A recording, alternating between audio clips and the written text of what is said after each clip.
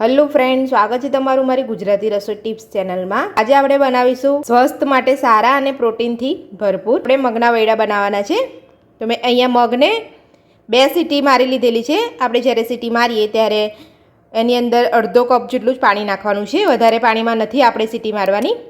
તો ચાલો આપણે શરૂ કરીએ। અહીંયા મેં ઝીણી સમારેલી ડુંગળી, ઝીણા સમારેલા શિમલા મરચાં અને ટામેટું બધું આપણે ઝીણું સમારેલું છે, એ બધું આપણે મિક્સ કરી લઈશું। હવે આપણે લઈશું અહીંયા અડધી ચમચી ચાટ મસાલો,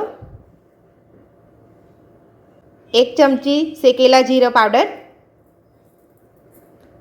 તમારી પાસે ચાટ મસાલો ના હોય તો તમે આમચૂર પાવડર પણ લઈ શકો છો।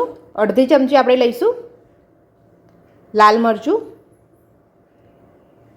સ્વાદ પ્રમાણે મીઠું, 1 થી 1.5 ચમચી આપણે લીંબુનો રસ એડ કરીશું।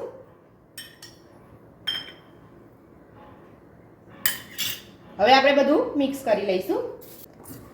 આ વૈડાને આપણે રાત્રે પલાર રાખેલા છે અને આખો દિવસ માટે એને કોટન કપડાથી ઢાંકી રાખવાના, એટલે પાછા બીજા દિવસમાં આપણે બહુ જ સરસ વૈડા આપણા ફૂટી જશે।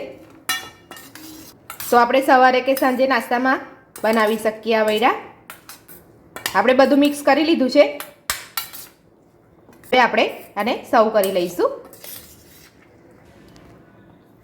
તો આપણા ફણગાવેલા મગના વૈડા બનીને તૈયાર છે। આ રીતે જો તમે મગના વૈડા બનાવવા માંગતા હોય તો રાત્રે તમારે મગ સાદા પાણીમાં પલાળી અને સવારે બીજા દિવસ કાણાવાળા વાટકામાં કાઢી અને પછી એની ઉપર એક કોટનનું કપડું ઢાંકી અને તમે પાછા 7 થી 8 કલાક માટે રવા દેશો, એટલે આપણા તમારા વૈડા મગના વૈડા બનીને તૈયાર થઈ જશે। આ રીતે તમે સવારમાં વૈડા બનાવશો તો ખાવામાં એકદમ સરસ ટેસ્ટી લાગશે અને પ્રોટીનથી ભરપૂર।